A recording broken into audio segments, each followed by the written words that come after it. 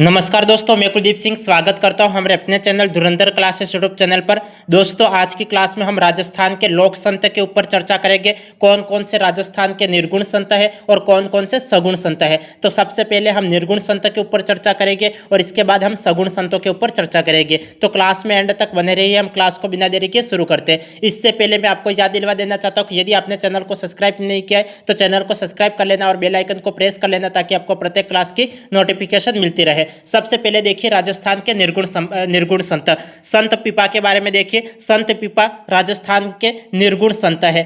इनके बारे में हम डिटेल से देखेंगे कि इनके बचपन का क्या नाम है, इनके पिता कौन थे, उनकी माता कौन है। तो देखिए संत पीपा, इनके बचपन का नाम प्रताप सिंह खींची है। यदि आपको एग्जाम में प्रश्न मिल जाए कि संत पीपा के बचपन का क्या नाम है तो इसका राइट आंसर होगा संत पीपा के बचपन का नाम प्रताप सिंह खींची है। इनका जन्म 1425 ईस्वी में चैत्र पूर्णिमा को घाघरोन के खींची राज परिवार में हुआ। ये घाघरोन के शासक भी रहे हैं। देखिए संत पीपा का जन्म 1425 ईस्वी में चैत्र पूर्णिमा को घाघरोन के खींची राज परिवार में हुआ है और ये घाघरोन के शासक भी रहे हैं। इनके पिता का नाम काड़ावा राव खींची था और इनकी माता का नाम लक्ष्मीवती था और इनके गुरु का नाम रामानंद था। संत पीपा ने रामानंद से दीक्षा प्राप्त करी थी। इसलिए यदि आपको एग्जाम में प्रश्न मिल जाए कि संत पीपा ने दीक्षा कहाँ से प्राप्त करी थी तो रामानंद से प्राप्त करी थी। और इनके पिता का नाम कड़ावा राव खींची है और इनकी माता का नाम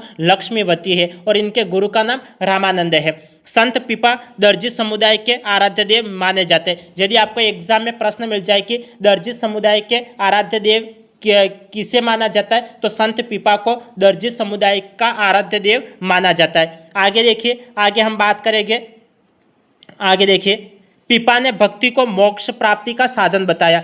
पीपा ने भक्ति को मोक्ष प्राप्ति का साधन बताया। इन्होंने मूर्ति पूजा का विरोध करते हुए ईश्वर की उपासना पर जोर दिया तथा निर्गुण ब्रह्मा की उपासना पर बल दिया है। देखो किस संत ने निर्गुण ब्रह्मा की उपासना पर बल दिया है तो संत पीपा ने निर्गुण ब्रह्मा की उपासना पर बल दिया है और इन्होंने मूर्ति पूजा का विरोध करते हुए ईश्वर की उपासना पर जोर दिया तथा निर्गुण ब्रह्मा की उपासना पर बल दिया है और उन्होंने भक्ति को मोक्ष प्राप्ति का साधन बताया। यदि आपको एग्जाम में प्रश्न मिल जाए कि भक्ति को मोक्ष प्राप्ति का साधन किसने बताया तो संत पीपा ने भक्ति को मोक्ष प्राप्ति का साधन बताया है। संत पीपा की रचना का नाम चिंतामणि है और पीपा के भजनों का संग्रह गुरु ग्रंथ साहिब में है। पीपा के भजनों का संग्रह किस में है तो गुरु ग्रंथ साहिब में पीपा के भजनों का संग्रह है। आगे देखिए, पीपा जी को साक्षात हरिदर्शन द्वारिकाधीश मंदिर गुजरात में हुआ था। पीपा जी को साक्षात हरिदर्शन द्वारिकाधीश मंदिर गुजरात में हुआ था। आगे देखिए, आगे हम बात करेंगे। देखिए इनके प्रमुख मंदिर कहाँ स्थित है तो इनका प्रमुख मंदिर समदड़ी बालोत्रा में लूणी नदी किनारे स्थित है। यहाँ चैत्र पूर्णिमा को पीपा पंथियों का मेला लगता है। देखिए संत पीपा का प्रमुख मंदिर समदड़ी बालोत्रा में लूणी नदी किनारे स्थित है और यहाँ चैत्र पूर्णिमा को पीपा पंथियों का मेला बढ़ता है। आगे देखिए, आगे हम बात करेंगे इनसे रिलेटेड ही। देखिए मसूरिया पहाड़ी जोधपुर में स्थित है। यदि आपको एग्जाम में प्रश्न मिल जाए कि मसूरिया पहाड़ी कहाँ स्थित है तो मसूरिया पहाड़ी जोधपुर में स्थित है। वह घाघरोन झालावाड़ में संत पीपा का मेला लगता है। देखिए मसूरिया पहाड़ी जोधपुर व घाघरोन झालावाड़ में संत पीपा का मेला भरता है। इनका निधन घाघरोन में हुआ था। संत पीपा का निधन कहाँ हुआ था तो घाघरोन में संत पीपा का निधन हुआ था। संत पीपा की छतरी घाघरोन में है और यहाँ इनके चरण चिन्ह की पूजा होती है। देखिए यदि आपको संत पीपा का मेला कहाँ लगता है तो मसूरिया पहाड़ी जोधपुर व घाघरोन झालावाड़ में संत पीपा का मेला भरता है। इनका निधन कहाँ हुआ था तो संत पीपा का निधन घाघरोन में हुआ था। इनकी छतरी कहाँ स्थित है तो संत पीपा की छतरी घाघरोन में काली सिंध नदी के किनारे में इनकी छतरी बनी हुई है और इनके चरण चिन्ह की पूजा होती है। अचलदास खिचरी वचनिका के अनुसार इन्होंने फिरोज शाह तुगलक को पराजित किया था। फिरोज शाह तुगलक को किसने पराजित किया था तो संत पीपा ने फिरोज शाह तुगलक को पराजित किया था। पीपाड़ कस्बा जोधपुर, यहाँ पीपल के पेड़ के नीचे इन्होंने तपस्या की थी। संत पीपा ने पीपल के पेड़ के नीचे तपस्या की थी। यहाँ कहाँ स्थित है तो पीपाड़ कस्बा जोधपुर में स्थित है और यहीं पर पीपल के पेड़ के नीचे संत पीपा ने तपस्या की थी। अब देखिए आगे हम बात करेंगे। पीपा की जीवनी घारसाद तासी ने 1848 ईस्वी में लिखी थी। पीपा की जीवनी किसने लिखी थी? तो एक फ्रांसीसी दार्शनिक थे घारसाद तासी, जिन्होंने 1848 ईस्वी में पीपा की जीवनी लिखी। अब आगे हम अन्य संत के ऊपर चर्चा करेंगे। देखिए आगे हम बात करते हैं संत धन्ना जी के बारे में। संत धन्ना जी यहाँ एक निर्गुण संत है। सबसे पहले हमने किसके ऊपर बात करी? सबसे पहले हमने संत पीपा के ऊपर बात करी। संत पीपा यह भी एक निर्गुण संत थे और संत धन्ना जी यह भी एक निर्गुण संत है। अब आगे हम बात करेंगे संत धन्ना जी के बारे में। संत धन्ना जी जाट का जन्म, देखो संत धन्ना जी यह निर्गुण संत है और धन्ना जी जाट का जन्म धुवन ग्राम टोक में 1415 ईस्वी में वैशाख कृष्ण अष्टमी को हुआ था। धन्ना जी का जन्म कहाँ हुआ था? तो धुवन ग्राम टोक जिले में 1415 ईस्वी में वैशाख कृष्ण अष्टमी को संत धन्ना जी का जन्म हुआ था। यहाँ रामानंद के शिष्य थे। संत धन्ना जी किसके शिष्य थे? तो संत धन्ना जी रामानंद के शिष्य थे। इनके पिता का क्या नाम है? तो इनके पिता का नाम रामेश्वर नाम है। संत धन्ना को राजस्थान में भक्ति आंदोलन का प्रवर्तक माना जाता है। संत धन्ना को राजस्थान में भक्ति आंदोलन का प्रवर्तक माना जाता है। यदि आपको एग्जाम में प्रश्न मिल जाए कि राजस्थान में भक्ति आंदोलन का प्रवर्तक किसे माना जाता है, तो संत धन्ना जी को राजस्थान में भक्ति आंदोलन का प्रवर्तक माना जाता है। ये बात आप ध्यान रखिए। आगे हम बात करेंगे। राजस्थान में धार्मिक आंदोलन का श्रीगणेश करने का श्रेय धन्ना जी को जाता है। राजस्थान में धार्मिक आंदोलन का श्रीगणेश करने का श्रेय किसे जाता है? तो संत धन्ना जी को जाता है। संत धन्ना जी ने ही राजस्थान में धार्मिक आंदोलन का श्रीगणेश किया था। और राजस्थान में भक्ति आंदोलन का प्रवर्तक किसे माना जाता है? तो राजस्थान में भक्ति आंदोलन का प्रवर्तक संत धन्ना जी को माना जाता है और धार्मिक आंदोलन का श्रीगणेश करने का श्रेय भी संत धन्ना जी को जाता है। आगे बात करेंगे। देखिए इन्होंने घर में रखा अनाज गरीबों साधुओं को बांट दिया तथा खेत में बिना अनाज के हल चला दिया, फिर भी फसल हुई। भगवान की मूर्ति को जबरन खाना खिला दिया। देखो ये तो संत धन्ना जी के चमत्कार है।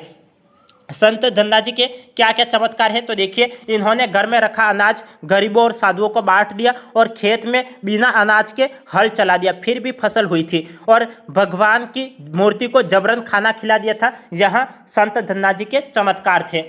धन्ना जी द्वारा रचित पद धन्ना जी की आरती है। धन्ना जी द्वारा रचित पद कौन से? तो धन्ना जी की आरती है। इनके 3 शब्द गुरु ग्रंथ साहिब में है।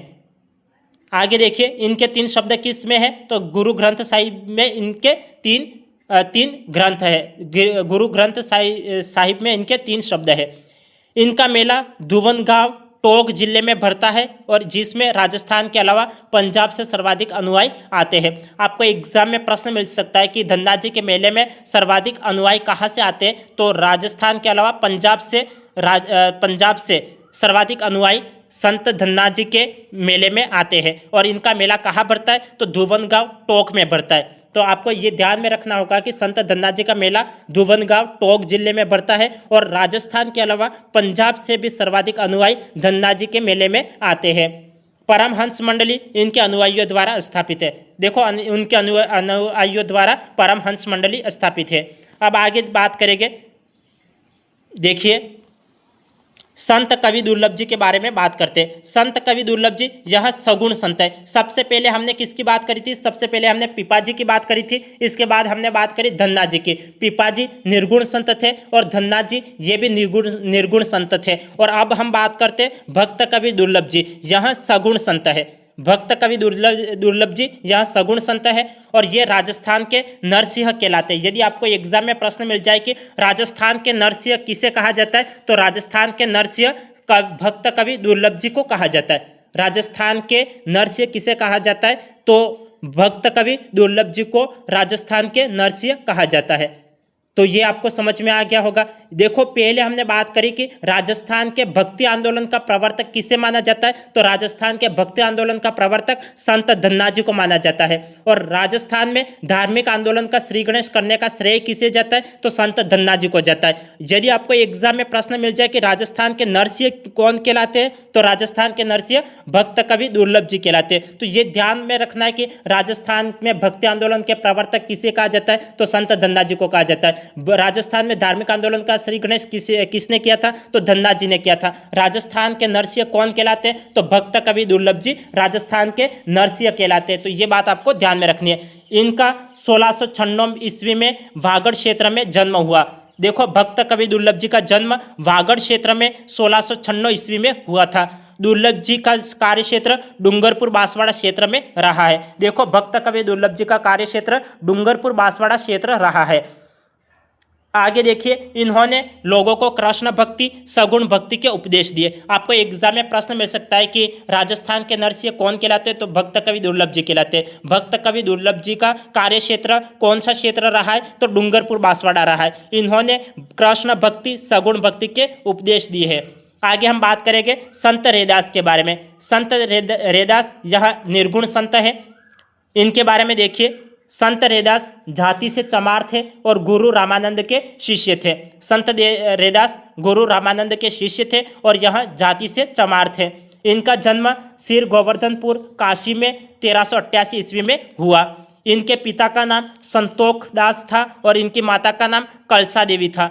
यह उन रैदास की पत्नी का नाम लोना था और इनकी मृत्यु वाराणसी में 1538 ईस्वी में हुई। यदि आपको एग्जाम में प्रश्न मिल जाए कि संत रैदास का जन्म कहाँ हुआ था, तो संत रैदास का जन्म सिर गोवर्धनपुर काशी में 1388 ईस्वी में हुआ था। इनके पिता का नाम संतोख दास था और इनकी माता का नाम कलसा देवी। यदि उस रैदास की पत्नी का नाम पूछ लिया जाए तो रैदास की पत्नी का नाम लोना है और इनकी मृत्यु वाराणसी में 1538 ईस्वी में हुई। और इनकी वाणी का क्या नाम है? तो इनकी वाणी का नाम रैदास की पर्ची। देखो, संत रैदास की वाणी को रैदास की पर्ची कहा जाता है। संत रैदास की वाणी को रैदास की पर्ची कहा जाता है। आगे देखिए, संत रैदास एक बार चित्तौड़ दुर्ग में आए थे, तब मीरा इनकी शिष्या बनी। देखो, संत रैदास जब चित्तौड़ दुर्ग में गए थे तब मीरा इनकी शिष्या बनी। रैदास की छतरी चित्तौड़ दुर्ग के मीरा मंदिर के सामने संत रैदास की 4 खंभों की छतरी बनी हुई है। देखिए, संत रैदास की छतरी कहाँ बनी हुई है? तो संत रैदास की छतरी चित्तौड़ दुर्ग के मीरा मंदिर के सामने संत रैदास की 4 खंभों की छतरी बनी हुई है। या फिर आपको एग्जाम में प्रश्न मिल सकता है कि संत रैदास की छतरी कितने खंभों की बनी हुई है? तो संत रैदास की छतरी 4 खंभों की चित्तौड़गढ़ दुर्ग में बनी हुई है, जिसका निर्माण मीरा ने इनके यहाँ आने की स्मृति में करवाया था। क्योंकि मीरा तो उनकी शिष्या बनी थी, इसलिए मीरा ने संत रैदास की 4 खंभों की छतरी का निर्माण चित्तौड़गढ़ दुर्ग में करवाया। आगे देखिए, आगे हम बात करेंगे मीराबाई के बारे में। मीराबाई यह भी सगुण संत है। देखो, मीराबाई भी कैसी संत है? तो मीराबाई भी सगुण संत है। हमने देखा कि भक्त कवि दुर्लभ जी ये भी सगुण संत थे और मीराबाई भी सगुण संत है। संत पीपा ये निर्गुण संत थे, धन्ना जी निर्गुण संत थे और संत रैदास निर्गुण संत थे। इसलिए आपको ये भी ध्यान में रखना है कि कौन कौन से संत निर्गुण हैं और कौन कौन से सगुण हैं। आगे बात करेंगे मीराबाई के बारे में। मीराबाई कृष्ण भक्त कवयित्री व गायिका मीराबाई 16वीं सदी में भारत की महान संतों में से एक थी। देखिए, मीराबाई कृष्ण भक्त कवयित्री व गायिका मीराबाई 16वीं सदी में भारत के महान संतों में से एक थी। मीराबाई राजस्थान की राधा कहलाती है। देखो, राजस्थान की राधा किसे कहते हैं? तो मीराबाई को राजस्थान की राधा कहा जाता है। राजस्थान की राधा किसे कहा जाता है? तो मीराबाई को राजस्थान की राधा कहा जाता है। इनका जन्म कुड़की गांव वर्तमान में ब्यावर जिले में है और 1498 ईस्वी में हुआ था। देखिए, मीराबाई का जन्म कुड़की गांव में 1498 ईस्वी में वैशाख शुक्ल तृतीया को हुआ था। तो आपको ये ध्यान में रखना है कि मीराबाई को राजस्थान की राधा के कहा जाता है और इनका जन्म कुड़की गांव में 1498 ईस्वी में वैशाख शुक्ल तृतीया को हुआ था। इनके बचपन का नाम पेमल है और इनकी माता का नाम कसुप कंवर है। देखिए, मीराबाई का बचपन का क्या नाम है? तो मीराबाई का बचपन का नाम पेमल है और इनकी माता का नाम कसुप कंवर है और इनके पिता का नाम रतन सिंह राठौड़ है। यहाँ बालोजी के जागीरदार थे। देखिए, मीराबाई के पिता का क्या नाम है? तो मीराबाई के पिता का नाम रतन सिंह राठौड़ है और इनके बचपन का नाम क्या है? तो मीराबाई के बचपन का नाम पेमल और इनकी माता का नाम कसुप कंवर है। इनके दादा का नाम राव दुदा था। यहाँ मेड़ता के शासक थे। देखिए, मेड़ता के शासक कौन थे? तो राव दुदा थे और राव दुदा मीराबाई के दादा लगते थे। आगे देखिए, आगे हम बात करेंगे मीरा का लालन पालन मेड़ता में ही हुआ था। मीरा का लालन पालन कहाँ हुआ था? तो मेड़ता में ही मीरा का लालन पालन हुआ था। विवाह चित्तौड़ के महाराणा सांगा के पुत्र भोजराज के साथ 1516 ईस्वी में मीरा का विवाह हुआ था। देखिए मीरा का विवाह किसके साथ हुआ था, तो महाराणा सांगा के पुत्र भोजराज के साथ 1516 ईस्वी में मीरा का विवाह हुआ था। राणा सांगा ने मीरा के लिए चित्तौड़ किले में कंवरपदा के महल बनवाए थे। राणा सांगा ने मीरा के लिए चित्तौड़ किले में कंवरपदा के महल बनवाए। अपने पति भोजराज के निधन के बाद मीरा कृष्ण भक्ति में लीन रहने लगी। देखो मीरा के जो पति थे, मीरा के पति का क्या नाम था, तो भोजराज नाम था। मीरा के पति का निधन खातौली के युद्ध में घायल होने से हुआ था और इसके बाद मीरा कृष्ण भक्ति में लीन रहने लगी थी। तो देखिए आपको ये भी ध्यान में रखना है कि मीरा के पति का नाम भोजराज था और इनका निधन खातौली के युद्ध में घायल होने से हुआ था और इसके बाद मीरा कृष्ण भक्ति में लीन रहने लगी थी। आगे देखिए, मीरा को प्रताड़ित करने वाला विक्रमादित्य मीरा का देवर था, जिसकी हत्या बनवीर ने की। और विक्रमादित्य के समय प्रताड़ना के बाद मीरा चित्तौड़ छोड़कर पहले मेड़ता फिर वृंदावन चली गई और वृंदावन में इन्होंने दास दासी संप्रदाय की स्थापना की। तत्पश्चात द्वारिका चली गई थी। मीरा का अंतिम समय द्वारिका गुजरात में बीता। देखिए मीरा का अंतिम समय द्वारिका गुजरात में बीता था। मीरा को किसने प्रताड़ित किया था, तो मीरा को प्रताड़ित करने वाला मीरा का देवर था। मीरा के देवर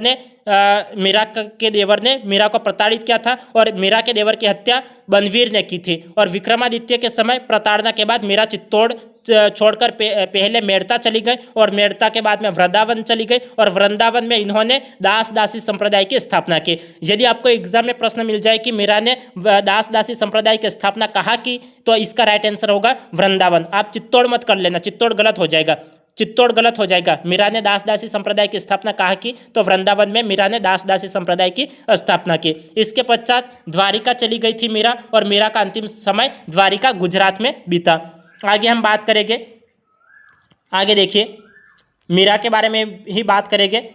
मीरा की मृत्यु कब हुई, तो देखिए मीरा की मृत्यु मीरा गुजरात के रणछोड़ मंदिर में डाकोर 1547 ईस्वी में कृष्ण भगवान की मूर्ति में समा गई थी। मीरा की मृत्यु माना जाता है कि गुजरात के रणछोड़ मंदिर में 1547 ईस्वी में कृष्ण भगवान की मूर्ति में समा गई थी। मीरा के मंदिर कहाँ बने हुए हैं, तो मीरा के मंदिर चार भुजानाथ का मंदिर व मीरा मंदिर मेड़ता नागौर में बना हुआ है और मीरा मंदिर चित्तौड़ दुर्ग में भी बना हुआ है और मीरा मंदिर वृंदावन में भी बना हुआ है। तो मीरा के प्रमुख 3 मंदिर बने हुए, चार भुजानाथ का मंदिर या फिर मीरा मंदिर मेड़ता नागौर में बना हुआ है और मीरा मंदिर चित्तौड़गढ़ दुर्ग में भी बना हुआ है और मीरा मंदिर वृंदावन में भी बना हुआ है। मीरा स्मारक कहाँ है, तो मीरा स्मारक राव दुदागढ़ मेड़ता नागौर में मीरा स्मारक बना हुआ है। यदि मंदिर की बात की जाए तो आपको 3 बातें ध्यान में रखनी है। चार भुजानाथ का मंदिर या मीरा मंदिर मेड़ता नागौर में बना हुआ है और मीरा मंदिर चित्तौड़ दुर्ग में भी मीरा मंदिर बना हुआ है और वृंदावन में भी मीरा मंदिर बना हुआ है। और यदि स्मारक की बात की जाए तो राव दुदागढ़ मेड़ता नागौर में मीरा स्मारक बना हुआ है। तो स्मारक की बात की जाए तो मेड़ता नागौर इसका राइट आंसर करना है। और मंदिर की बात की जाए तो आपको ऑप्शन दे रखे होंगे, तो ऑप्शन में देखना है कि मेड़ता नागौर दे रखा है तो वो इसका राइट आंसर होगा, चित्तौड़गढ़ दुर्ग दे रखा है तो वो भी इसका राइट आंसर होगा और वृंदावन दे रखा है तो वृंदावन भी इसका राइट आंसर होगा। आगे हम बात करेंगे मीरा की कौन कौन सी रचनाएं हैं, तो मीरा की रचनाओं के ऊपर बात करते हैं। तो देखिए मीरा की रचनाएं, पदावली सबसे सर्वाधिक प्रचलित रचना कौन सी मीरा की, तो पदावली। आपको एग्जाम में रचनाओं के नाम दे दिए जाएंगे और पूछ लिया जाएगा कि मीरा की सर्वाधिक प्रसिद्ध रचना कौन सी है, तो आपको ध्यान में रखना है कि सर्वाधिक प्रसिद्ध रचना पदावली है। तो मीरा की सर्वाधिक प्रचलित रचना कौन सी है, तो पदावली। और इनकी अन्य रचनाएं टीका राग, गोविंद, नरसिंह मेहता की हुंडी, रुक्मणी मंगल, राग सोरठ के पद, सत्यभामाजी, नूरुष्णो, मीरा की गरीबी, ये उनकी रचनाएं हैं। तो इनकी रचनाओं को भी आपको ध्यान में रखना है कि पदावली, टीका राग, गोविंद, नरसिंह मेहता निहुंडी, रुक्मणी मंगल, राग सोरठ के पद, सत्यभामाजी, नूरुष्णो, मीरा की गरीबी, ये उनकी प्रमुख रचनाएं हैं, जिनमें से सर्वाधिक प्रसिद्ध रचना पदावली है। मीरा के निर्देशन में नरसिंह मायरो रत्ना खाती द्वारा लिखित है।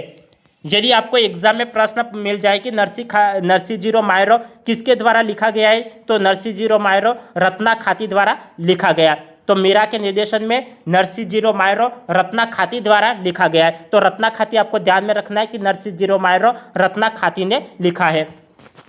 मीरा के प्रारंभिक गुरु कौन थे? तो मीरा के प्रारंभिक गुरु राजपुरोहित चंपाजी थे। मीरा के प्रारंभिक गुरु कौन थे? तो मीरा के प्रारंभिक गुरु राजपुरोहित चंपाजी थे। धार्मिक गुरु गजाधर गुर्जर गौड़ थे और आध्यात्मिक गुरु श्री परशुराम आचार्य थे। तो मीरा के कौन कौन से देखो, मीरा के प्रारंभिक गुरु तो राजपुरोहित चंपाजी थे, मीरा के धार्मिक गुरु गजाधर गुर्जर गौड़ थे और मीरा के आध्यात्मिक गुरु श्री परशुराम आचार्य थे और संत जीवन के गुरु रैदास थे। तो आपको चारों गुरु के नाम याद होने चाहिए कि यदि आपको एग्जाम में पूछ लिया जाए कि मीरा के धार्मिक गुरु कौन थे तो गजाधर गुर्जर गौड़ इसका राइट आंसर होगा। मीरा के प्रारंभिक गुरु राजपुरोहित चंपाजी इसका राइट आंसर होगा। मीरा के आध्यात्मिक गुरु कौन थे? तो श्री परशुराम आचार्य इसका राइट आंसर होगा। और संत जीवन के गुरु कौन थे? मीरा के संत जीवन के गुरु रैदास थे। मीरा पर डाक टिकट कब जारी हुआ? तो मीराबाई राजस्थान की प्रथम ऐतिहासिक महिला है और जिन पर डाक टिकट 1 अक्टूबर 1952 को 2 आना का डाक टिकट जारी हुआ। तो आपको एग्जाम में प्रश्न मिल जाए कि राजस्थान की ऐतिहासिक महिला मीराबाई पर डाक टिकट कब जारी हुआ? तो 1 अक्टूबर 1952 को मीरा पर डाक टिकट जारी हुआ। और कितने आने का डाक टिकट जारी हुआ? तो 2 आने का डाक टिकट जारी किया गया। अब आगे देखिए, आगे हम नेक्स्ट बात करते हैं। आगे हम बात करते हैं गौरीबाई के बारे में। गौरीबाई यह भी एक सगुण संत है। गौरीबाई भी एक सगुण संत है। इन्हें वागड़ की मीरा कहा जाता है। यदि आपको एग्जाम में प्रश्न मिल जाए कि वागड़ की मीरा किसे कहा जाता है, तो वागड़ की मीरा किसे कहा जाता है? तो वागड़ की मीरा गौरीबाई को कहा जाता है। वागड़ की मीरा किसे कहा जाता है? तो गौरीबाई को वागड़ की मीरा कहा जाता है। राजस्थान की राधा किसे कहा जाता है? तो राजस्थान की राधा मीराबाई को कहा जाता है। राजस्थान में भक्ति आंदोलन का प्रवर्तक किसे कहा जाता है? तो संत धन्ना जी को कहा जाता है। धार्मिक आंदोलन का श्री गणेश किसने किया था? तो संत धन्ना जी ने किया था। राजस्थान का नरसिंह किसे कहा जाता है? तो भक्त कवि दुर्लभ जी को राजस्थान का नरसिंह कहा जाता है। तो आपको ये छोटी छोटी बातें ध्यान में रखना है। यदि आपको एग्जाम में प्रश्न मिल जाए कि राजस्थान की राधा किसे कहते, तो मीराबाई को कहते। वागड़ की मीरा किसे कहते हैं? तो वागड़ की मीरा गौरीबाई को कहते हैं। वागड़ की मीरा की बात की जाए तो गौरीबाई राइट आंसर होगा। राजस्थान की राधा किसे कहते हैं? तो मीराबाई को कहा जाता है। राजस्थान के नरसिंह किसे कहते हैं? तो भक्त कवि दुर्लभ जी को कहते हैं। और राजस्थान के में भक्ति आंदोलन के प्रवर्तक किसे कहा जाता है? तो संत धन्ना जी को कहा जाता है। ये बात आपको ध्यान में रखनी है। तो यहाँ पे गौरीबाई, तो गौरीबाई वागड़ की मीरा किसे कहा जाता है? तो गौरीबाई को कहा जाता है। और यहाँ सगुण संत है। इनका जन्म डूंगरपुर में ब्राह्मण परिवार में हुआ था।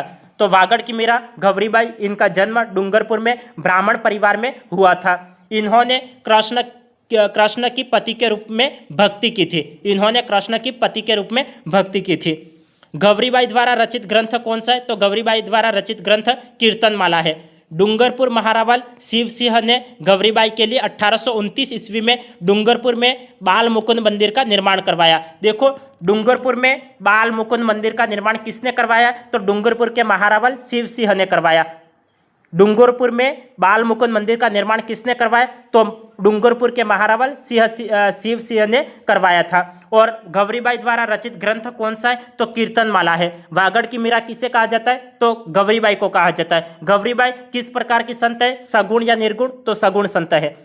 आगे देखिए, आगे हम बात करेंगे बाल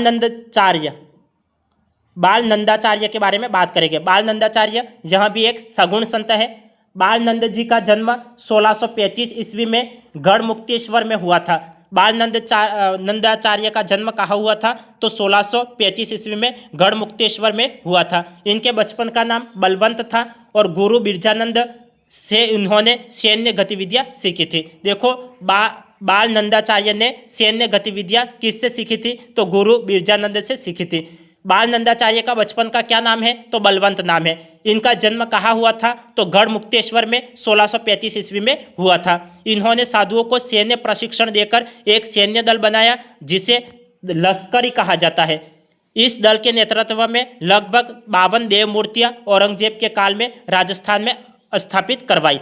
देखिए, बाल नंदाचार्य इन्होंने साधुओं को सैन्य प्रशिक्षण देकर एक सैन्य दल बनाया जिसे लश्करी कहा जाता है। इस दल के नेतृत्व में लगभग 52 देव मूर्तियां औरंगजेब के काल में राजस्थान में स्थापित करवाई। इनका मुख्य क्षेत्र लोहारगढ़ झुंझुनू है और मालकेतु पर्वत पर हनुमान जी की पूजा करते थे। देखिए, बाल नंदाचार्य का मुख्य क्षेत्र लोहारगढ़ झुंझुनू है और यहाँ मालकेतु पर्वत पर हनुमान जी की पूजा करते थे। आगे हम बात करेंगे, बाल नंद ने 1675 में हरिद्वार के धार्मिक विद्रोह में सैनिक साधुओं का नेतृत्व किया। बाल नंद जी ने 1675 में हरिद्वार के धार्मिक विद्रोह में सैनिक साधुओं का नेतृत्व किया। तो जो बड़ी बड़ी बातें हैं जो मोस्ट इंपॉर्टेंट लगती है उन बातों को आपको ध्यान में रखना है। जैसे बाल नंदाचार्य जी का मुख्य क्षेत्र कौन सा है, तो लोहारगढ़ झुंझुनू है। इनके बचपन का क्या नाम है, तो बलवंत सिंह नाम है। इनके गुरु का क्या नाम है, तो बाल नंदाचार्य के गुरु का नाम बिरजानंद नाम है। तो ये आपको ध्यान में रखना है। आगे हम बात करेंगे नेक्स्ट संत के ऊपर बात करते। देखिए, आगे हम बात करते हैं संत मावजी के बारे में। संत मावजी यह भी एक सगुण संत है। देखिए, सगुण संत कौन कौन से, तो देखो, मीराबाई सगुण संत थी, भक्त कवि दुर्लभ जी ये भी सगुण संत थे, गौरीबाई ये भी सगुण संत है और संत मावजी ये भी सगुण संत है। तो अब हम बात कर रहे हैं संत मावजी के बारे में। संत मावजी को वागड़ का धनी कहा जाता है। देखिए, वागड़ की मीरा किसे कहा जाता है, तो वागड़ की मीरा गौरीबाई को कहा जाता है। वागड़ का धनी किसे कहा जाता है, तो वागड़ का धनी ये मावजी महाराज को वागड़ का धनी कहा जाता है। इनका जन्म साबला डूंगरपुर में ब्राह्मण परिवार में 1714 ईस्वी में माघ शुक्ल पंचमी को हुआ था। देखिए, संत मावजी को वागड़ का धनी कहा जाता है। यदि आपको एग्जाम में प्रश्न मिल जाए कि वागड़ की मीरा किसे कहा जाता है, तो वागड़ की मीरा गौरीबाई को कहा जाता है। वागड़ का धनी किसे कहा जाता है, तो वागड़ का धनी संत मावजी को कहा जाता है। इनका जन्म साबला डूंगरपुर में ब्राह्मण परिवार में 1714 ईस्वी में माघ शुक्ल पंचमी को हुआ था। इनके पिता का नाम दालम ऋषि है और इनके माता का नाम केसरबाई है। संत मावजी के पिता का नाम दालम ऋषि और इनकी माता का नाम केसरबाई है।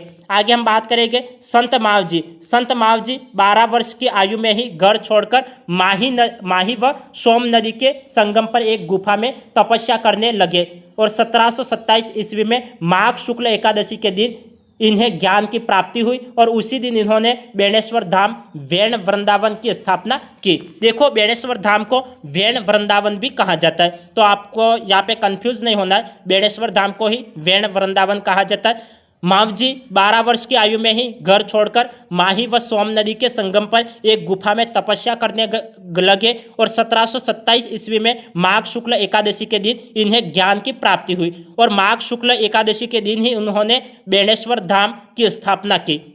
इनका निधन शेषपुर गांव में हुआ। देखो, यदि आपको एग्जाम में प्रश्न मिल जाए कि बेणेश्वर धाम की स्थापना किसने की, तो संत मावजी ने बेणेश्वर धाम की स्थापना की। और इनको ज्ञान की प्राप्ति कब हुई थी, तो माघ शुक्ल एकादशी के दिन ही ज्ञान की प्राप्ति हुई थी और माघ शुक्ल एकादशी के दिन ही उन्होंने बेणेश्वर धाम की स्थापना की। इनका निधन शेषपुर गांव में हुआ। मावजी के बाद उनके पुत्र उदयानंद मठाधीश बने।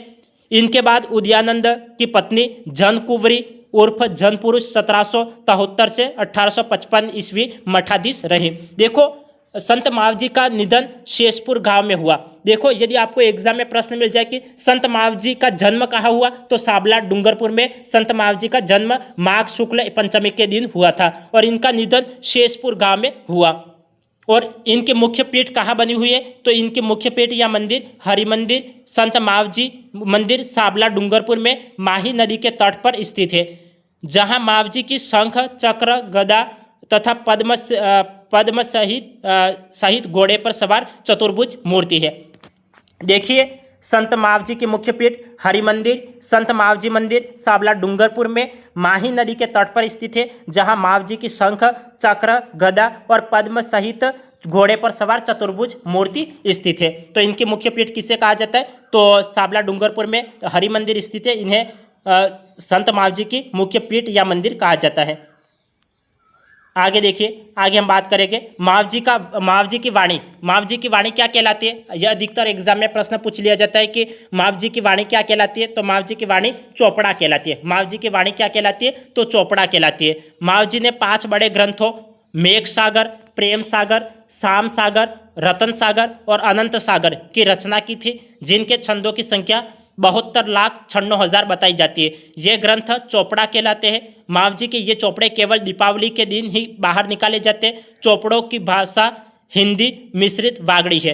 देखिए मावजी की वाणी क्या कहलाती है, तो मावजी की वाणी चोपड़ा कहलाती है। मावजी ने 5 बड़े ग्रंथों की रचना की। उन 5 बड़े ग्रंथों के नाम हैं मेघ सागर, प्रेम सागर, शाम सागर, रतन सागर और अनंत सागर, जिनके छंदों की संख्या 72,96,000 बताई जाती है और ये ग्रंथ चोपड़ा कहलाते हैं। मावजी के ये चोपड़े केवल दीपावली के दिन ही बाहर निकाले जाते हैं और चोपड़ों की भाषा हिंदी मिश्रित वागड़ी है। यदि आपको एग्जाम में प्रश्न मिल जाए कि मावजी की वाणी क्या कहलाती है, तो चोपड़ा कहलाती है। मावजी के 5 कितने ग्रंथ हैं, तो मावजी के 5 बड़े ग्रंथ हैं। कौन कौन से, तो मेघ सागर, प्रेम सागर, शाम सागर, रतन सागर और अनंत सागर। उन्होंने कितने छंदों, देखो मावजी के छंदों की संख्या कितनी है, तो 72,96,000। और मावजी के चोपड़े कब खोले जाते हैं, तो दीपावली के दिन खोले जाते हैं। और चोपड़ों की भाषा कैसी है, तो हिंदी मिश्रित वागड़ी मावजी के चोपड़ों की भाषा है। आगे देखिए, आगे हम बात करते हैं मावजी के बारे में ही बात करेंगे। देखिए मावजी के अनुयायी इन्हें विष्णु का 10वां अवतार कल्कि अवतार मानते हैं। मावजी निष्कलंकी अवतार के रूप में प्रतिष्ठित हुए और निष्कलंक संप्रदाय की स्थापना की। देखिए आपको एग्जाम में प्रश्न मिल सकता है कि मावजी के 10वें अवतार को क्या कहा जाता है, तो मावजी के 10वें अवतार को कल्कि अवतार कहा जाता है। तो आपको ये ध्यान में रखना है कि मावजी के 10वें अवतार को कल्कि अवतार कहा जाता है। तो देखिए मावजी के अनुयायी इन्हें विष्णु का 10वां अवतार कल्कि अवतार मानते हैं और मावजी निष्कलंकी अवतार के रूप में प्रतिष्ठित हुए और निष्कलंक संप्रदाय की स्थापना की। निष्कलंक संप्रदाय की स्थापना किसने की, तो संत मावजी महाराज ने निष्कलंक संप्रदाय की स्थापना की। और मावजी के 10वें अवतार को क्या कहा जाता है, तो कल्कि अवतार कहा जाता है। इस संप्रदाय का प्रभाव दक्षिणी राजस्थान के अलावा मध्य प्रदेश व गुजरात में भी है। संत मावजी ने मेवाड़, वागड़ व आसपास के क्षेत्र में भीलों में सामाजिक सुधार के लिए लसाड़िया आंदोलन चलाया था। तो ये भी बात आपको ध्यान में रखना है कि लसाड़िया आंदोलन किसने चलाया था, तो संत मावजी महाराज ने लसाड़िया आंदोलन चलाया था। किसके लिए चलाया था, तो संत मावजी ने मेवाड़, वागड़ व आसपास के क्षेत्र में भीलों में सामाजिक सुधार के लिए लसाड़िया आंदोलन चलाया था। तो ये बात आपको ध्यान में रखनी है कि लसाड़िया आंदोलन संत मावजी महाराज ने चलाया था। क्यों चलाया था, तो भीलों में सामाजिक सुधार के लिए उन्होंने लसाड़िया आंदोलन चलाया था। आगे हम बात करते हैं कर्माबाई के बारे में। कर्माबाई यहाँ डिडवाना कुचामन से, कर्माबाई कहाँ से है, तो डिडवाना कुचामन से है और यहाँ सगुण संत है। कर्माबाई भी सगुण संत है। इनका जन्म कालवा गांव डिडवाना कुचामन में हुआ और इनके पिता का नाम जीवनराम डूडी है और इनकी माता का नाम रत्नी देवी। इनका ससुराल घड़ी सामौर अलवर जिले में है और इनका मंदिर कालवा डिडवाना कुचामन में बना हुआ है। तो कर्माबाई यहाँ सगुण संत है और यहाँ कहाँ की है, तो डिडवाना कुचामन की है। तो इनका जन्म कालवा गांव डिडवाना कुचामन में हुआ। इनके पिता का नाम जीवनराम डूडी और माता का नाम रत्नी देवी है। इनका ससुराल घड़ी सामौर अलवर जिला है और इनका मंदिर कालवा डिडवाना कुचामन में बना हुआ है। इनके बारे में देखिए कर्माबाई जाट। कर्माबाई कौन है, तो ये जाट है। कर्माबाई जाट ने भगवान कृष्ण की प्रतिमा को जीत करके खिचड़ा खिलाया था, जिसकी स्मृति में आज भी भगवान जगन्नाथ को खिचड़े का भोग लगाया जाता है। देखो कर्माबाई जाट ने भगवान कृष्ण की प्रतिमा को जीत करके खिचड़ा खिलाया था, जिसकी वजह से आज भी भगवान जगन्नाथ को खिचड़े का भोग लगाया जाता है। आगे देखिए, आगे हम बात करेंगे भूरीबाई के बारे में। भूरीबाई यहाँ भी एक सगुण संत है और ये मेवाड़ की प्रसिद्ध कृष्ण की उपासक थी। देखिए भूरीबाई यहाँ सगुण संत है और इसे मेवाड़ की प्रसिद्ध कृष्ण की उपासक कहा जाता है और यहाँ मेवाड़ की प्रसिद्ध कृष्ण की उपासक थी। 1892 ईस्वी में सरदारगढ़ राजसमंद में सुथार परिवार में इनका जन्म हुआ था।